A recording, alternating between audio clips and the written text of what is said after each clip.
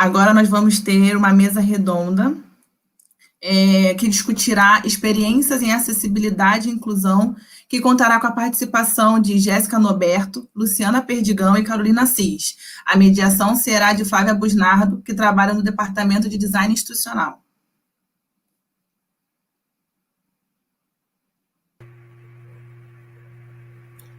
Olá, gente, bom dia. Espero que estejam gostando do nosso evento. Como a Lídia apresentou, meu nome é Flávia, trabalho na Fundação CCERJ, no Departamento de Design Institucional, e estou aqui hoje mediando a mesa dos meus colegas de trabalho, com muito orgulho em participar desse momento. Vou fazer uma apresentação de cada uma delas. Só queria destacar, meninas, que vocês têm 10 minutos de apresentação, procura não estourar. Eu vou deixar as perguntas para o final, não vai ser após cada apresentação, não. Pedir para as pessoas que estão assistindo concentrar as perguntas no chat, tentar deixar o chat para pergunta, né, ao invés de conversa, para a gente tentar concentrar. Então, dependendo do andamento, a gente vai ter uns 20 minutinhos para pergunta ou um pouquinho menos, tá bom? Então, agora você me escuta? Sim, estou ouvindo. Desculpa, tá? Nada. Agora eu vou apresentar as meninas. Jéssica Norberto é graduada em Letras pela Universidade Federal de Minas Gerais, mestre em Divulgação Científica pela Estadual de Campinas e doutora em Educação e Ensino de Ciências na USP. É divulgadora científica da Fundação CCERJ desde 2014, coordenou a Caravana da Ciência de 2014 a 2019 e a Praça da Ciência Itinerante de 2015 a 2019. É jovem cientista do Estado do FAPERJ, professora no curso de mestrado em Divulgação da Ciência, Tecnologia e Saúde e de especialização em Divulgação e Popularização da Ciência da Fiocruz, especialização em Ensino de Ciências, ênfase em Biologia e Química no IFRJ Maracanã. Luciana Perdigão é doutoranda em Ciências, Tecnologias e Inclusão pela UF, mestre em Diversidade e Inclusão pela UF, com pesquisa sobre audiodescrição no ensino superior. Bacharel em Design Gráfico pela Universidade do Estado de Minas Gerais, pós-graduada em Informática Aplicada e em Design Instrucional, em Tradução Audiovisual Acessível também. Técnica em Educação à Distância, Divulgação Científica na Fundação CCERJ e coordenadora do NAI, Núcleo de Acessibilidade e Inclusão. Carolina de Assis é bacharel em Astronomia e mestre em História das Ciências Técnicas e Epistemologia, ambos pelo FRJ.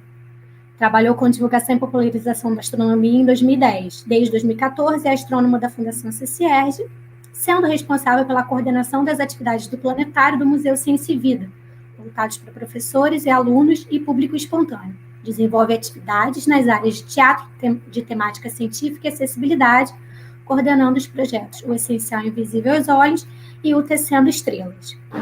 Bom, meninas, agora são 10h20, começar a primeira apresentação. Vocês têm 10 minutos, como eu disse, cada um. Boa sorte. Flávia, bom dia, pessoal. Você já vê minha tela? Sim. Sim, então vou começar.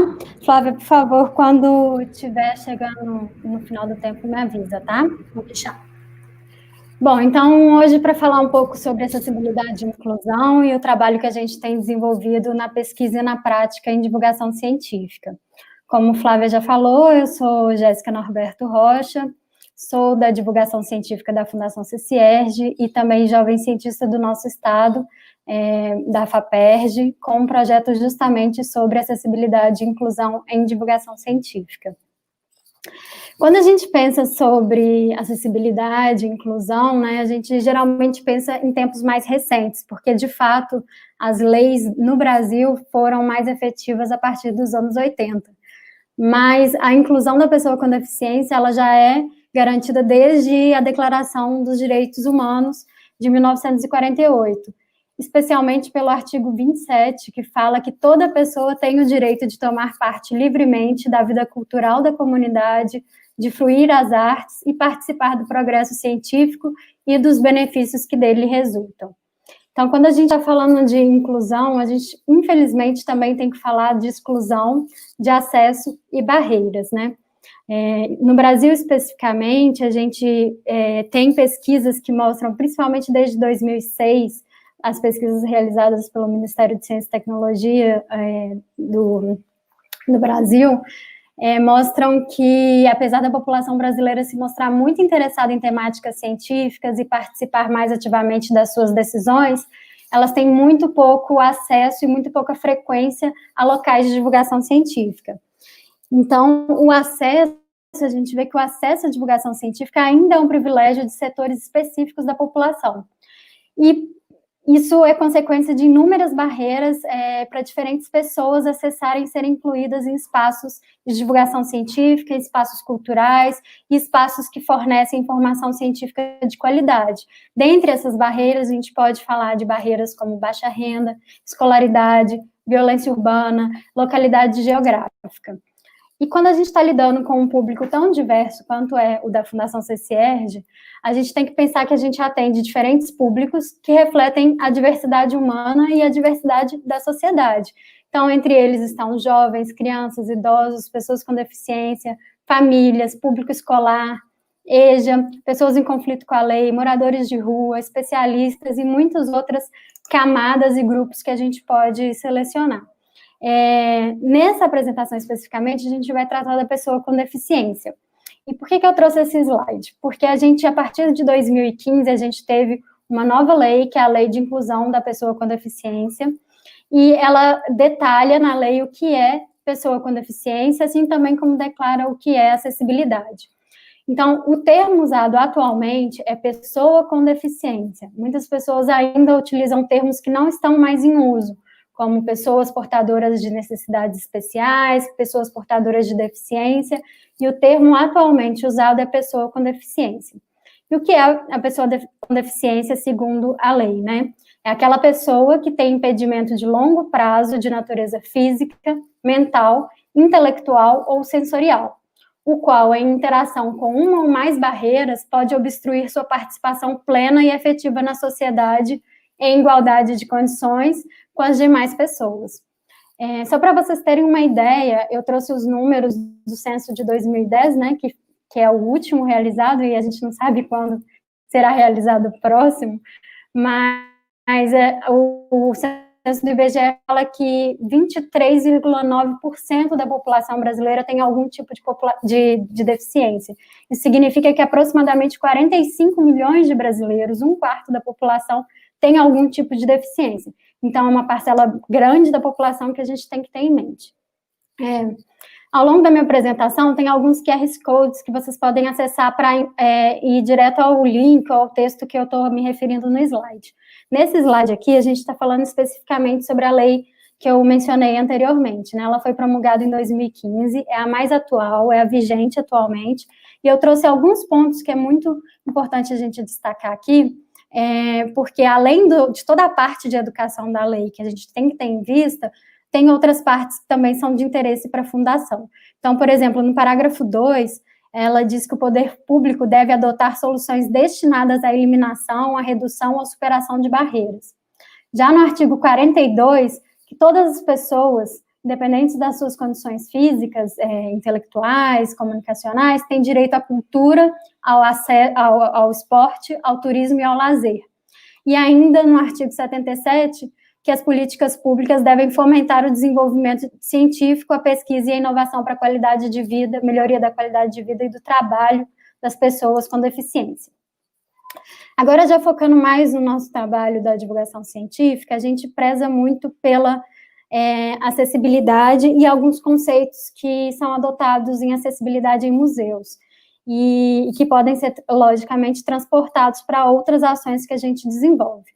Então, a gente tem essas duas professoras, que é a Regina Cohen, da Faculdade de Arquitetura, e a Cristina Duarte, e elas falam que a acessibilidade plena significa considerar mais do que apenas a acessibilidade em sua vertente física, e prima pela adoção de aspectos emocionais, afetivos e intelectuais indispensáveis para gerar a capacidade do lugar de acolher seus visitantes, seus públicos.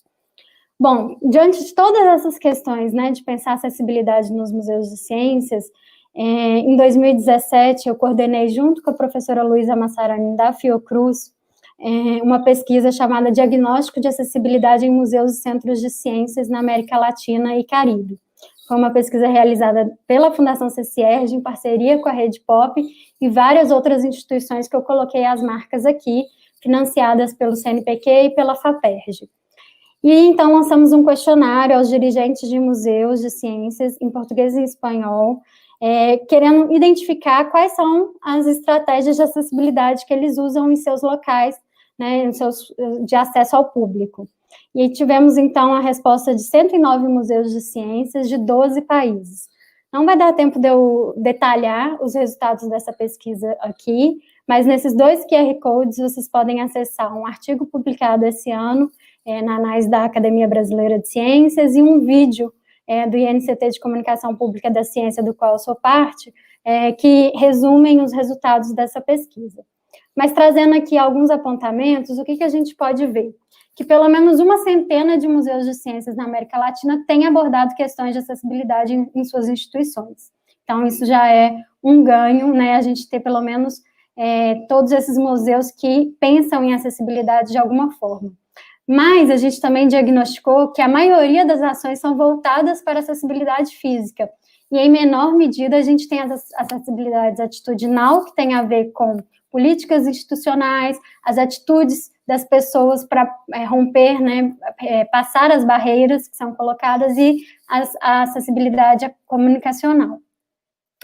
Fruto dessa pesquisa também, a gente teve a publicação do Guia de Museus e Centros de Ciências Acessíveis da América Latina e Caribe. Ele foi publicado também em português e em espanhol, e traz em cada uma de suas páginas o detalhamento de cada museu, ou seja, além da descrição do museu em si, a gente tem as estratégias de acessibilidade que ele oferece para o seu público. Esse guia, ele está acessível online para download. Ele também, além de português e espanhol, ele tem a tradução em Libras, pelo intérprete de Libras, o avatar da Rentoc, que foi uma parceria que a gente fez, e temos que agradecer muito a eles, porque desde então o nosso site do Grupo de Museus e Centros de Ciências Acessíveis é acessível.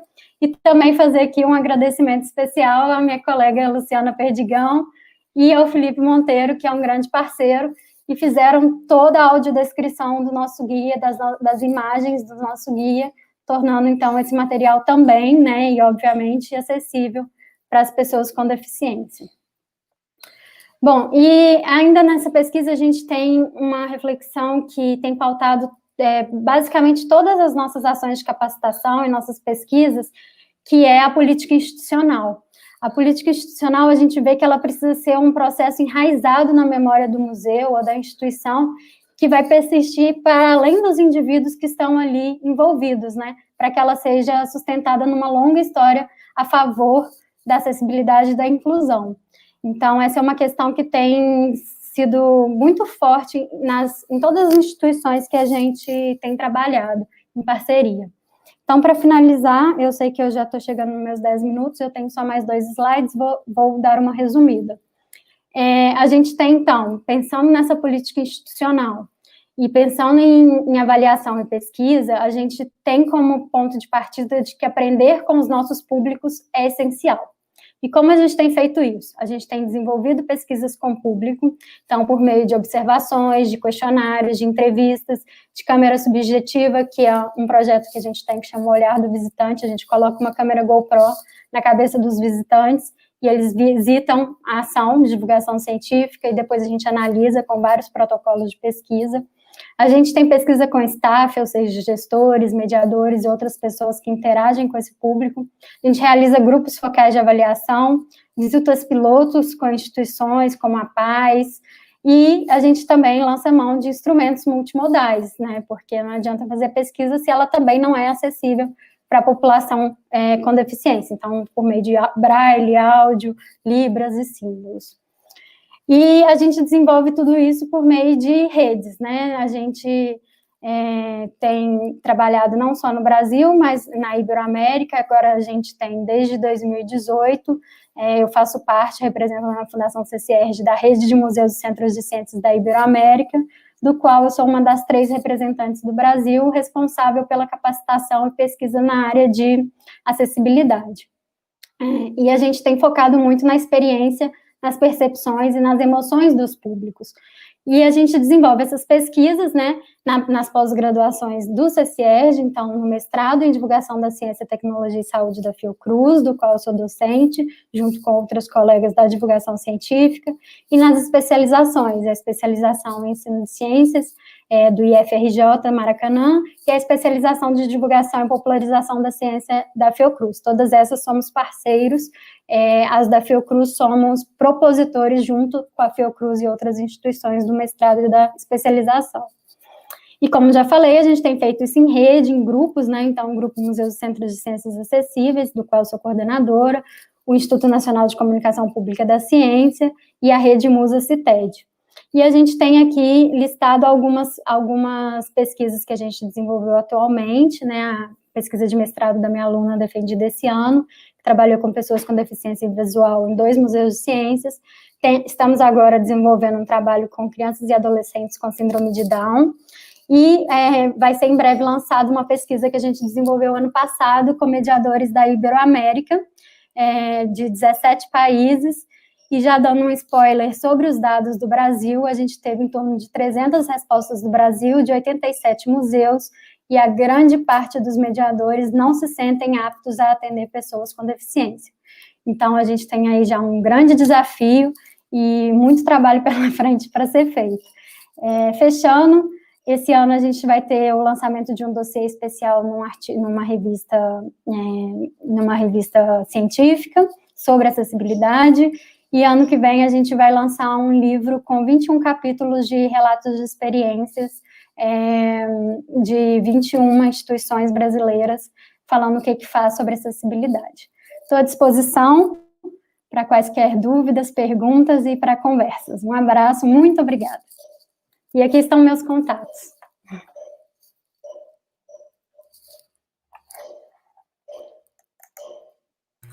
Obrigada, Jéssica. Eu não vi que eu estava com o microfone desligado. Obrigada pela sua apresentação. Você estourou só um pouquinho o tempo. Eu estava tentando chamar a atenção de vocês pelo chat, nosso chat privado aqui. Se vocês puderem ficar com ele aberto, é melhor do que eu interromper a fala de vocês, tá bom? Então, vamos lá. Luciana, você é a próxima? Carol. Então, vamos lá, Carol. São 10h34, você tem 10 minutinhos para apresentar, tá? Vou ficar te avisando aqui no chat. Você está com seu microfone desligado, Carol. Agora sim. Eu achei que era a Luciana. Bom dia, gente. Já vou botar, então, aqui a apresentação.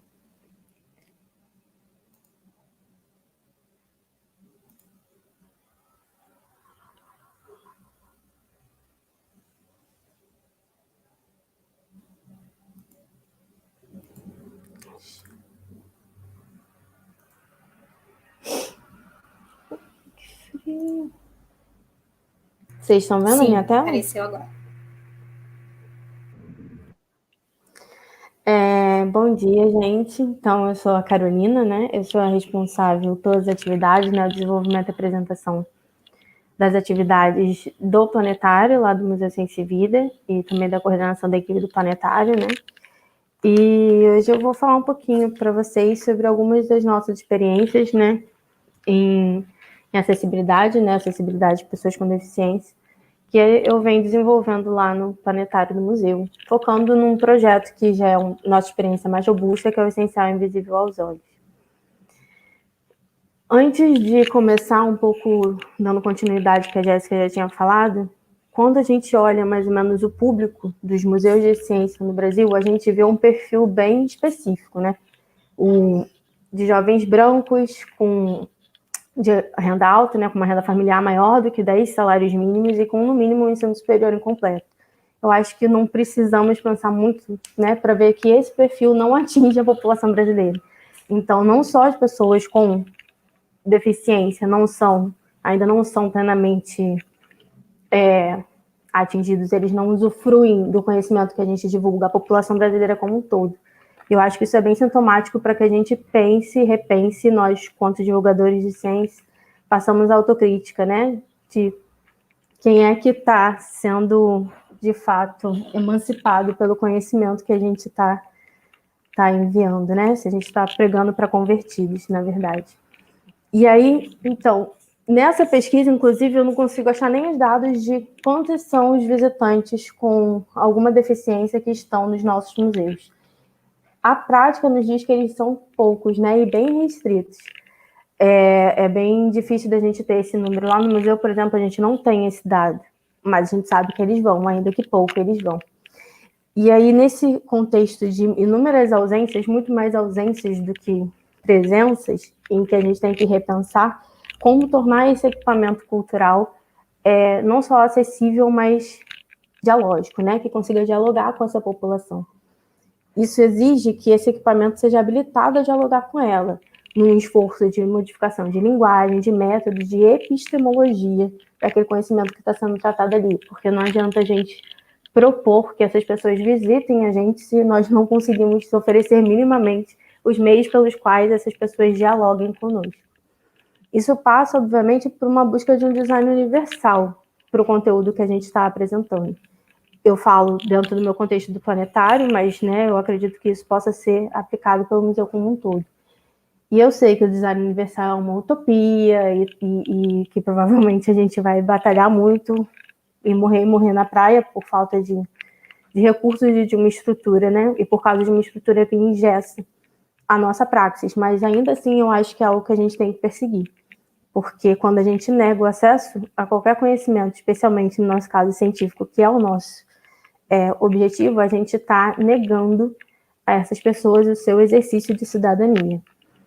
Então, nesse contexto, né, que agora eu vou falar do meu barco, os planetários são ambientes especialmente hostis.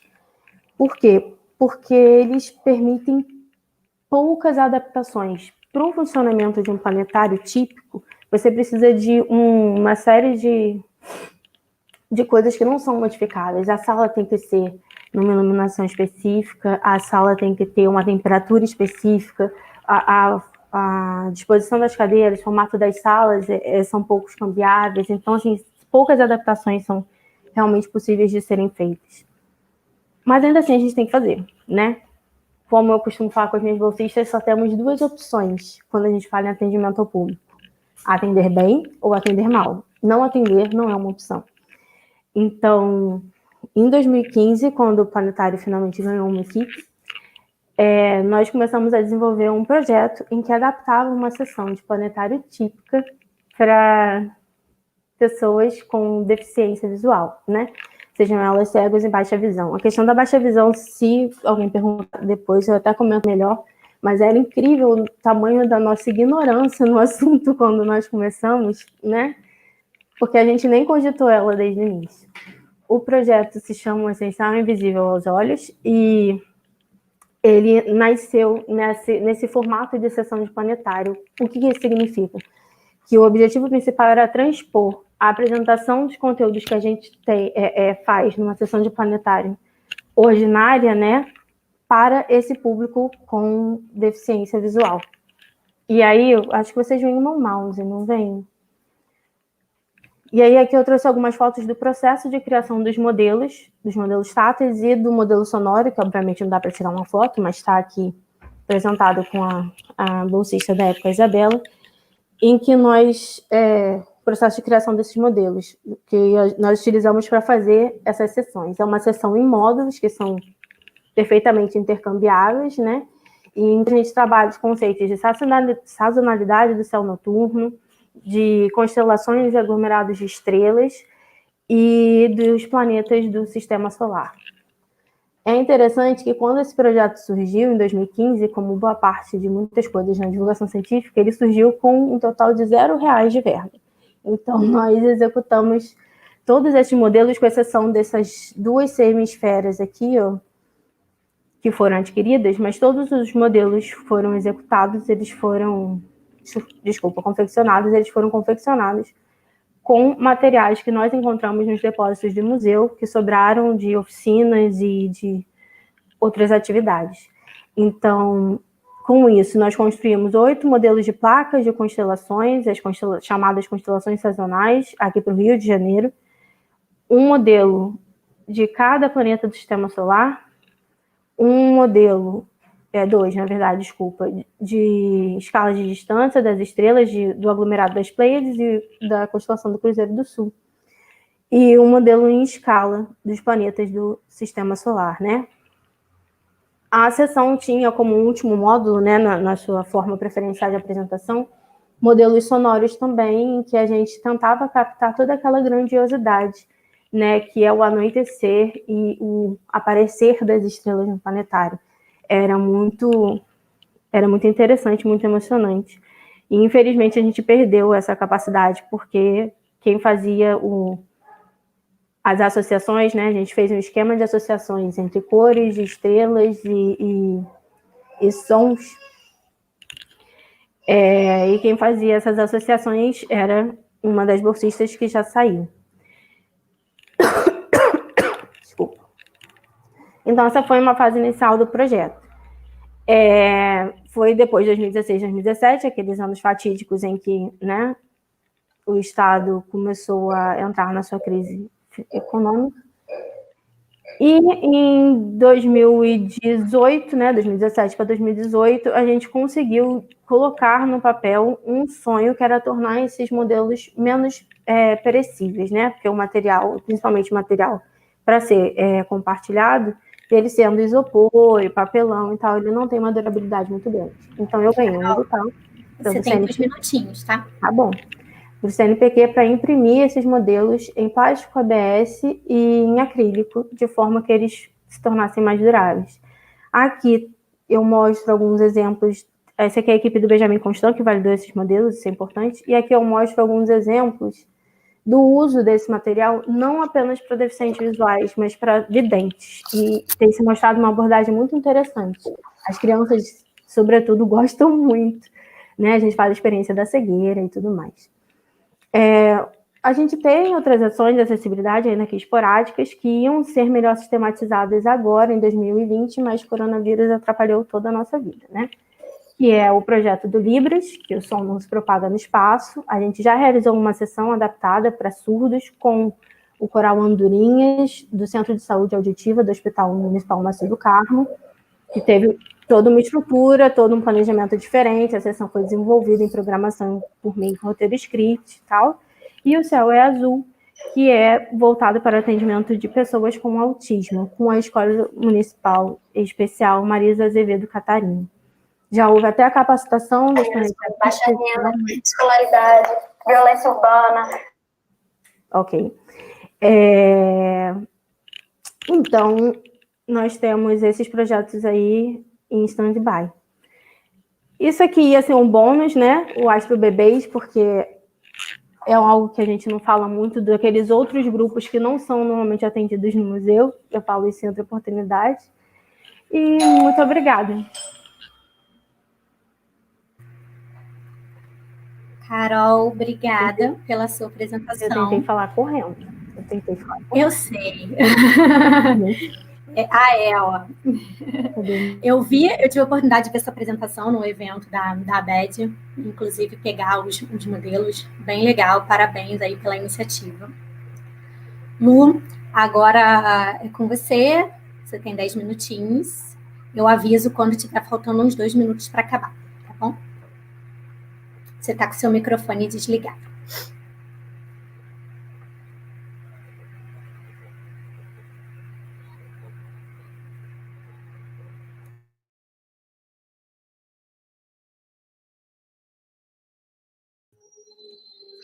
Conseguem visualizar? Sim, tá abriu aqui a sua apresentação. Tá. Bom dia a todos. É um prazer estar aqui compartilhando com as minhas colegas um pouco sobre acessibilidade e inclusão na Fundação. Eu vou falar um recorte do que a gente atuou no NAE, o NAE ele foi criado em janeiro de 2020, e eu vou falar um pouco do que foi o nosso trabalho ao longo do primeiro semestre, né? Então, vai ser um panorama da atuação em 2020.1. Só um recorte, o NAE ele atende a toda a instituição, mas o nosso trabalho ele ficou muito voltado para a graduação. A gente fez alguns atendimentos pontuais para as outras diretorias, mas assim, 90% do nosso trabalho foi voltado para a graduação. Então, eu gostaria de apresentar esse trabalho, do que foi feito, até para os colegas, as outras diretorias, terem um pouco ideia de onde a gente está indo, até onde a gente pode alcançar. Bem, o primeiro desafio, né, que a gente teve foi conhecer o aluno com necessidade educacional especial. Aqui o termo, a gente fala especial, porque é o tipo de atendimento. Então, como a Jéssica falou, né, quando a gente vai tratar da pessoa, a gente fala pessoa com deficiência. Mas no caso do aluno, que a gente está prestando um atendimento, depois de muita pesquisa, a gente chegou a esse termo e é o que a gente adota hoje pelo NAE, que aí a gente colocou uma sigla que é o aluno NEE. E quem é esse aluno NEE? Com quem ele lida? Como a gente descobre esse aluno e quais são os atendimentos que hoje nós fazemos? Então, o aluno, ele tem várias frentes de atendimento, né, e contato, que é o coordenador do curso, o coordenador da disciplina, o diretor do polo, o articulador, o mediador presencial, o mediador à distância e o mediador de apoio e o coordenador de tutoria. Isso são as frentes diretas, né, fora as indiretas dentro de cada diretoria. Como que esse aluno, ele se declara? Né, ele pode declarar a sua necessidade no vestibular, seja do CEDERJ ou no Enem, trazida essa informação, né, como declaração dessa seleção. Ele pode se declarar na matrícula, e ele pode ser identificado por esses pares ao longo do semestre. E isso é registrado no Sistacad. E quais são os atendimentos que a gente realiza, né? Então, a gente tem o trabalho do mediador de apoio, o material adaptado, as provas adaptadas e o atendimento individualizado. Dentro dessas ações, a gente fez um mapeamento do que já era feito na instituição, conhecendo dentro das diretorias, dentro dos polos, com essas frentes, o que cada área fazia. Então, a gente foi entender como que esse aluno já é atendido, né, ao longo desses anos todos, e como a gente poderia integrar essas informações de forma que todo o conjunto entendesse como que isso é feito. Então, a gente fez esse mapeamento, né, dessas ações e criamos essas 4 frentes, e a partir disso, nós começamos a desenhar algumas diretrizes. E aqui eu listo, né, que a gente tem as diretrizes de produção de materiais adaptados, de provas adaptadas, de alguns tipos de produção e da atuação do mediador de apoio. Bem, em cima da questão das diretrizes, a primeira que eu apresento aqui foi a de produção de materiais em TXT. Os materiais em TXT, eles são materiais para alunos com deficiência visual, são para os alunos cegos que utilizam o software leitor de tela, o DOSVox. O DOSVox, ele tem algumas limitações técnicas para poder fazer leitura de arquivos, por exemplo, em PDF.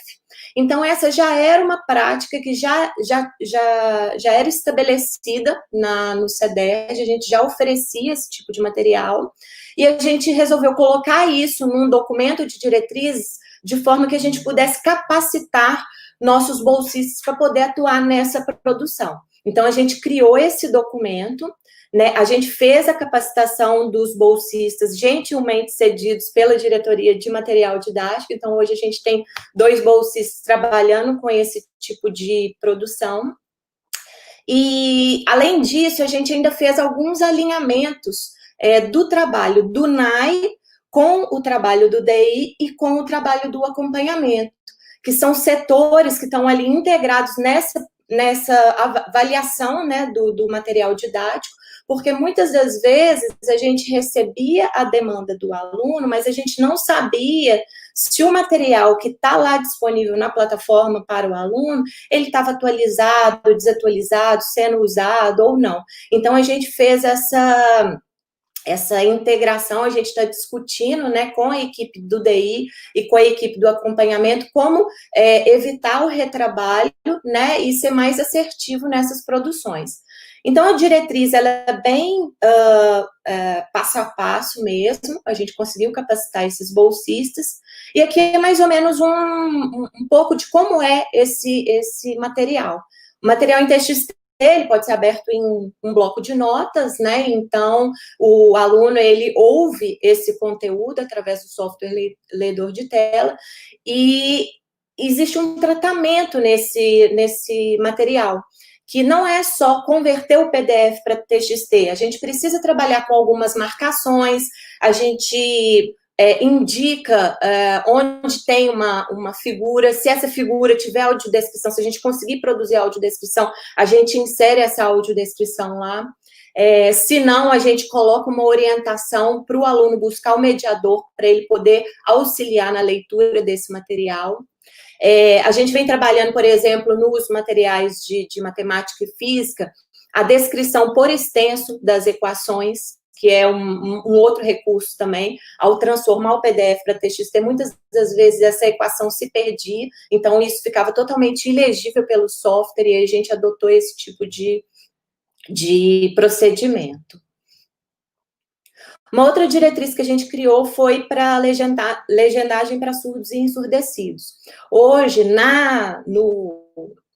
no CEDERJ, a gente não tem a figura do intérprete igual tem lá no PVS. A gente está lutando para a gente ter o nosso edital, para a gente ter os nossos intérpretes, mas infelizmente hoje a gente ainda não tem.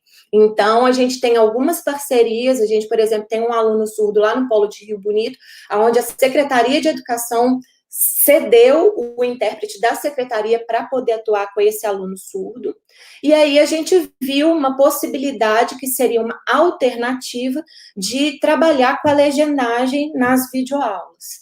Então, é importante destacar que a legenda para surdos e ensurdecidos é diferente da legenda em português, ela tem alguns critérios de ordem técnica e linguística, e aí essas diretrizes a gente trabalha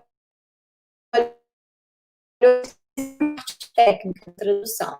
Então, a gente desenvolveu esse material, também fizemos capacitação com bolsistas da Diretoria de Material Didático, e eles estão trabalhando, né, nessa produção. Aí aqui é um exemplo, uma sala de aula nossa, né, acho que é psicopedagogia, que utiliza, né...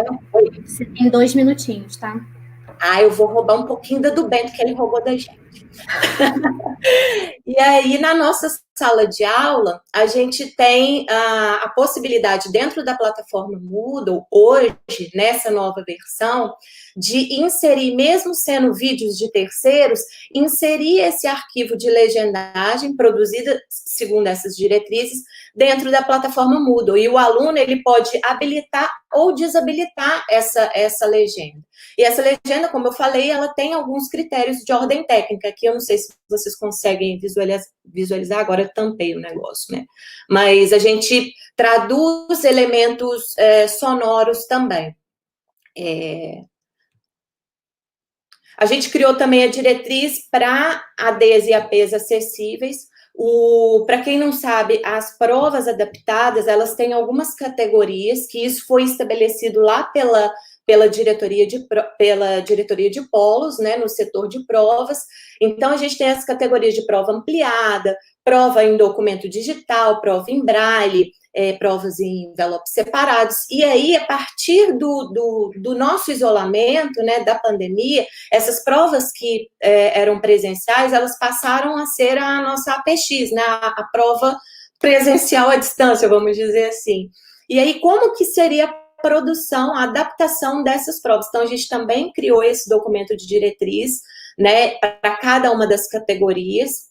Depois eu posso apresentar mais detalhadamente esse tipo de documento. E aqui é um exemplo de uma prova que foi utilizado o questionário dentro do Moodle com audiodescrição de imagem. A gente colocou a audiodescrição dentro do questionário.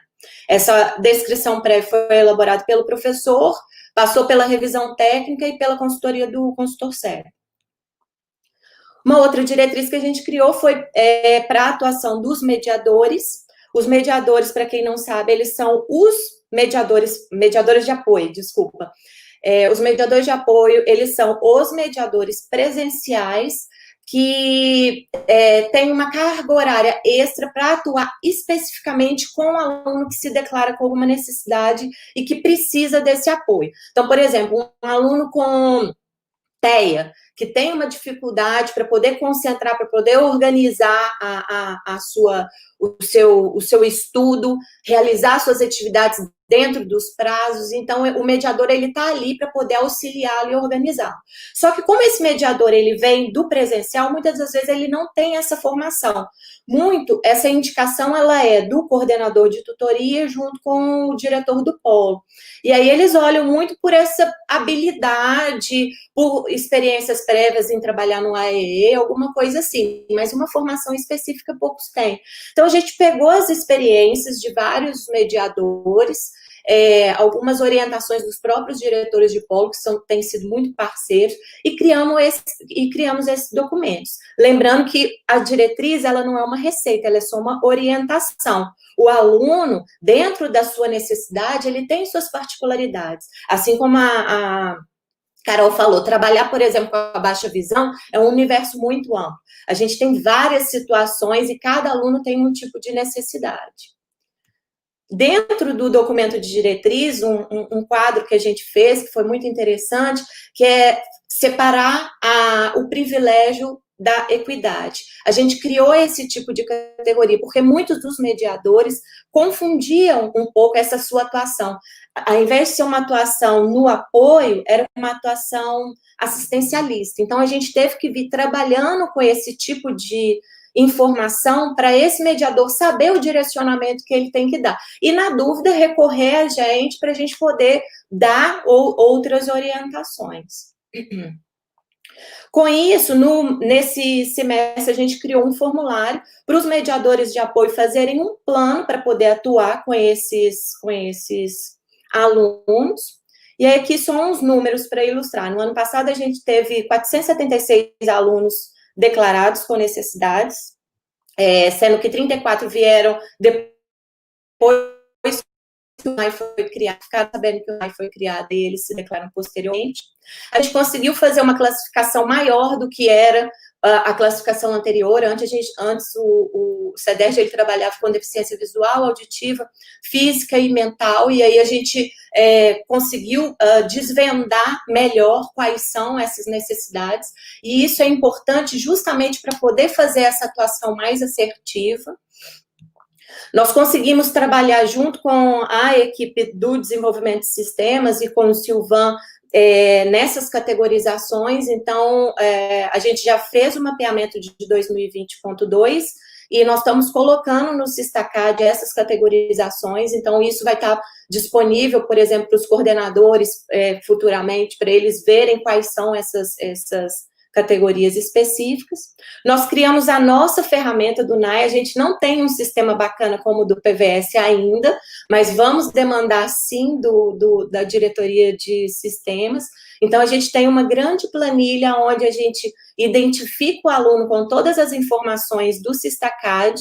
A gente criou um código para poder identificar de qual curso, qual polo, quais são os interlocutores desse aluno e observações que a gente vem coletando ao longo do semestre. Então, assim, dentro do perfil do transtorno, qual que é o transtorno desse aluno? Ele é esquizofrênico, identificado pela coordenação de tutoria. E aí, essa parte de observações, ela tem sido enriquecida à medida que a gente vem atuando. E aqui embaixo são os nossos lançamentos das nossas categorias de atendimento, que a gente chamou de categoria NAR.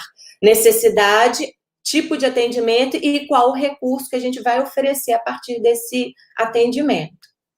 A gente criou uma cartilha para os alunos NES que são calouros, porque muitos desses que se declararam, eles não têm necessidades, então a gente criou essa cartilha justamente para poder explicar o que é a necessidade, o tipo de atendimento que a gente faz. Para finalizar aqui alguns depoimentos, aluno falando... Esse primeiro caso, especificamente, é de uma aluna que, além de ter TDAH, ela é uma pessoa em vulnerabilidade social, que mora num abrigo, e conseguiu fazer todas as disciplinas que ela estava inscrita, passar nas provas, enfim. e mensagens também dos mediadores de apoio, que foram muito parceiros nesse trabalho, então a gente coletou aqui para colocar. E eu queria fechar falando que o núcleo, ele não pode ser visto como o local da inclusão, tá? A nossa instituição como um todo, ela deve ser inclusiva. Então, esse é um trabalho de parceria. Todos nós, sabendo um pouco do que a gente vai atuar, um vai ajudar o outro. Então, assim, não adianta pegar, o aluno surdo chegou aqui, vamos entregar lá para o NAI resolver. Não, vamos juntos resolver como atender esse aluno. Hoje a gente não tem intérprete, mas a gente pode utilizar um software para poder fazer a legendagem dessa live aqui, para o aluno acessar. Então, a gente vai descobrindo juntos aonde atuar. Muito obrigada, e esses são os meus contatos. E desculpa o tempo. Obrigada, Luciana. É bom quando a apresentadora é rebelde, né? Você avisa que vai acabar, ela diz, eu não vou acabar. Agora a gente tem umas perguntinhas. Vamos lá, primeira para a Jéssica. Jéssica, existe algum projeto para uso dos polos CEDERJ na divulgação científica? Sim, existem vários projetos. A divulgação, isso é só uma pontinha da divulgação científica. Na verdade, ao longo dessa semana, vários coordenadores de projetos vão falar sobre os projetos, mas especificamente para os polos, eu vou falar de 2 que eu fui coordenadora até final do ano passado, que é a Caravana da Ciência e a Praça da Ciência Itinerante. Muitos polos que estão aqui presentes, já viu o pessoal de Friburgo, Resende, enfim. A gente, com a Caravana da Ciência, a gente tem um centro de ciências itinerante, é uma carreta que viaja com diversos equipamentos e exposições científicas e ações de planetário para os municípios. Então, o polo pode, sim, solicitar a presença da caravana. Atualmente, a coordenadora da caravana é a Glauci Luiza, então vocês podem entrar em contato com a divulgação científica e solicitar o agendamento. Claro que agora, nesse momento de pandemia, a gente não está fazendo o atendimento, mas quando tudo voltar à normalidade, né, a nova normalidade, as viagens voltarão a acontecer. Então, vocês já podem ligar, tentar agendar. O outro projeto que a gente atende os polos são os cursos de formação de professores, e tanto continuada quanto professores que ainda estão em formação. Então, são oficinas destinadas a pessoas da licenciatura, e não só da licenciatura, mas a gente também, por exemplo, atende agentes de endemia, agentes de saúde dos municípios. Enfim, a gente acaba adaptando à necessidade, né? Então, são oficinas em várias áreas do conhecimento, ciências biológicas, artes, matemática, física, astronomia, geografia, enfim, sexualidade. E os polos podem também solicitar o agendamento dessas oficinas, e elas podem funcionar em em 2 modalidades. A modalidade que é uma formação, então, de 2 a 3 horas, faz a formação, pode ser com os alunos de licenciatura, né? Mas também, desculpa que o meu celular tocou agora, mas também a gente pode fazer cursos de longa duração. Então, geralmente, o que a gente faz é uma parceria com o município, vai uma vez por mês no município, e ao final do ano, a gente emite um certificado pela extensão, de curso de qualificação, aí pode ser de 30 a 60 horas. Então, essas são as atividades atualmente que a gente tem de itinerância, né, de acesso, né, já que a gente está falando de acessibilidade, a gente também tem que falar de acesso, da divulgação científica nos polos, e não só nos polos, mas em qualquer município do estado do Rio de Janeiro que desejar as ações. Então, vocês podem entrar em contato tanto com a Glauci, que é a da Caravana da Ciência, que é o Museu de Ciências Itinerante, quanto com a Sônia, que é a coordenadora da Praça da Ciência Itinerante. A gente está em mente, né, quem está coordenando é a Thelma, que também vai falar, que são os espaços da ciência nos polos. Atualmente a gente tem 3, em 3 rios, Paracambi e São João da Barra, mas há uma previsão de expandir para outros 10 polos, então serão construídos pequenos centros de ciências em 10 polos, e a ideia é que expanda ainda mais, né? Então, depende aí do nosso fôlego e de como as coisas vão seguir na fundação e no Estado e na situação do país como um todo. Então, em suma, são esses projetos, mas a divulgação científica ela tem quase todos os municípios. Também temos feira de ciências, uma infinidade de projetos. Eu sugiro que entrem no site da Fundação e dê uma bisbilhotada lá nas nossas atividades e ver o que é o Charles, né, que perguntou. O que você deseja, o que se encaixa mais aí à sua realidade, tá bom, Charles? Obrigada, Jéssica. E aí, mais uma pergunta, se os alunos do SEJA podem ter acesso ao museu. E aí, Carol, você quer responder? Ou a Jéssica também? Qualquer um, vocês decidem. Acho que essa pergunta é para Carol. Carol, deixa eu aproveitar e emendar. Se você puder emendar nessa resposta, falar um pouco sobre AstroBebê. Tem muita gente perguntando. Então, aproveita e já fala um pouquinho para a gente sobre esse projeto. Eu acho que dos grupos sociais menos atendidos, né, e mais socialmente aceitos, vamos dizer assim, acho que os bebês, né, e os seus cuidadores... Ai, gente, desculpa, tem um bebê em casa. Os bebês e os cuidadores são os menos acessados, né, na verdade, né, são os que a gente encontra menos coisas. Eu passei muito por isso no puerpério. Mas, então, quanto à ida ao museu, óbvio, né, eles podem ter acesso e visitar, eu não sei se eu entendi bem a pergunta, mas não agora, né, tem que esperar o caos passar. O museu está fechado, mas assim que ele retornar, vocês são super bem-vindos lá, fiquem de olho na programação online que a gente está desenvolvendo lá nas nossas mídias sociais, e até para ficar de olho, né, quando chegar a época do possível retorno. O AstroBebês, eu acho que eu vou ter que compartilhar de novo, né? Só para mostrar as fotos, que eu acho que fica mais fácil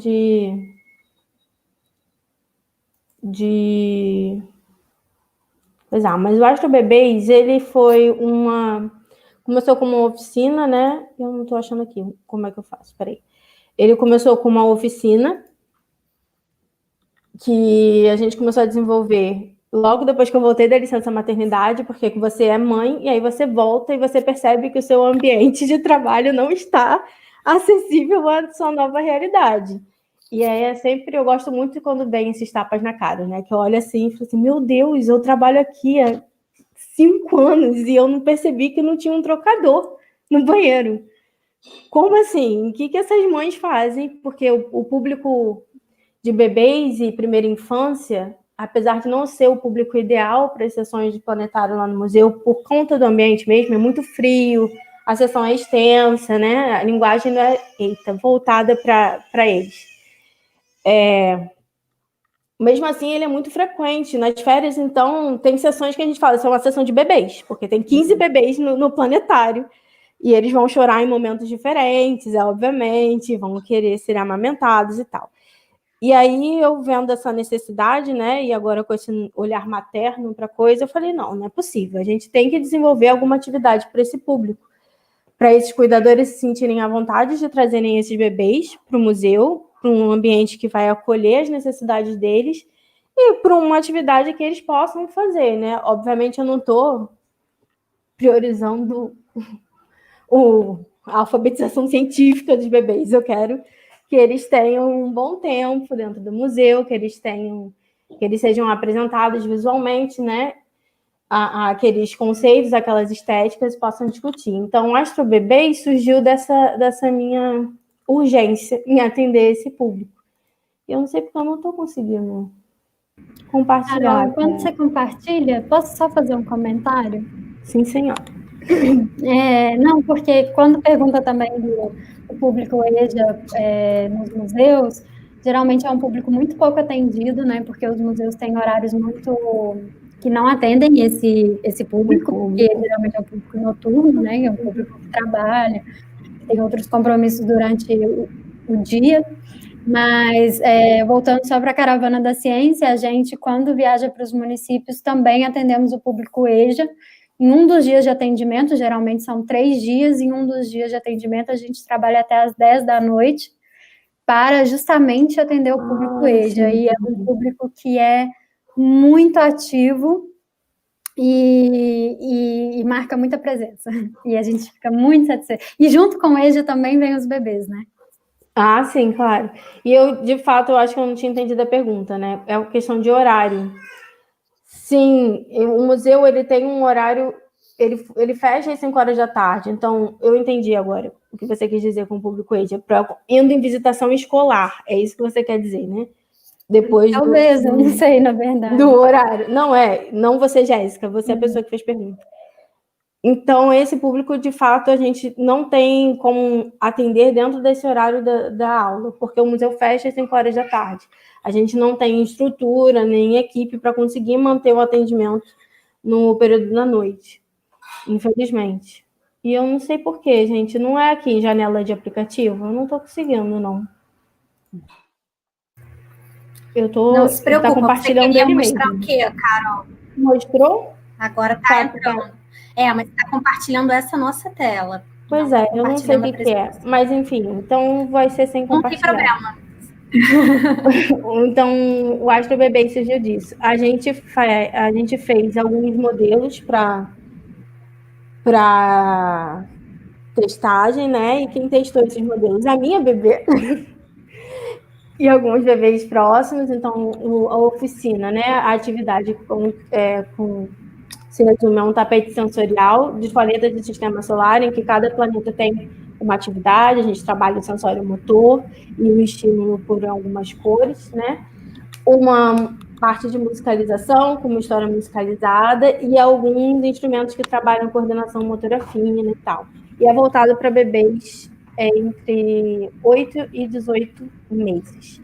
Então, isso é importante. A gente estava estudando antes da pandemia chegar, e aí eu até continuei estudando, mas obviamente não botamos em prática, como ultrapassar essa faixa etária, né?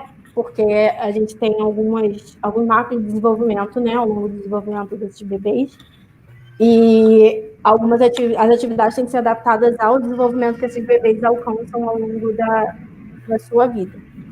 Então, a competência do Astro Bebês, por enquanto, é nessa faixa etária, mas a gente está tentando expandir. E aí dá para notar alguns aspectos que são fundamentais, que a gente não esperava, sabe, encontrar durante a atividade de uma forma tão poderosa. Assim, o papel da díade, da mãe, o bebê, o cuidador ou o bebê é fundamental. Então, a gente sabe que durante a oficina a gente tem que estimular, na verdade, a presença do cuidador junto com a criança. E a gente encontrou muitos pais que ficam muito mais preocupados em tirar fotos do que participar. Então, é uma parte importante da atividade a gente tentar integrar esses responsáveis e fazer com que eles entendam que ali é um momento também deles compartilharem com seus filhotes. Então, assim que voltarmos, a gente pretendia, né, apresentar a oficina de novo em 21 de maio desse ano, na nossa primeira semana de astronomia, mas não rolou. Então, assim que voltarmos, provavelmente a gente vai fazer uma nova edição, e aí eu conto com a presença de vocês para a gente testar de novo e rever os conceitos e ter um feedback bem legal para tornar essa oficina cada vez mais interessante. Obrigada, Carol. Luciana, eu vou juntar 2 perguntinhas que tem sobre o NAI para a gente poder finalizar. Uma é essa que está na tela, da Isa Maria, como poderíamos acessar o NAI para auxílio no atendimento dos SEJAs? E a outra pergunta da Priscila é se o NAI pensa em fazer capacitações para orientar as equipes.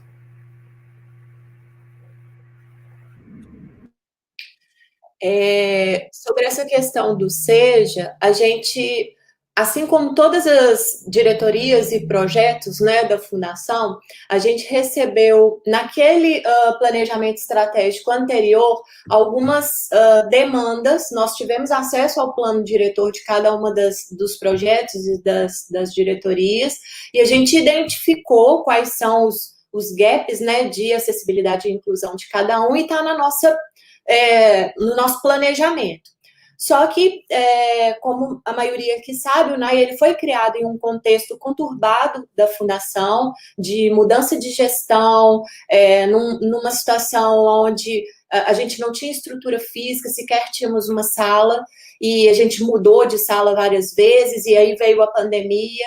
Então, assim, a gente teve que focar num atendimento e a gente atendeu a graduação. Não dava para a gente atender todos os projetos e as diretorias, então a gente seguiu essa linha. Mas a ideia é, sim, o núcleo é um núcleo da Fundação CCIERJ. Então, ele é um núcleo para orientar, coordenar e auxiliar nos trabalhos de acessibilidade e inclusão de todas as diretorias.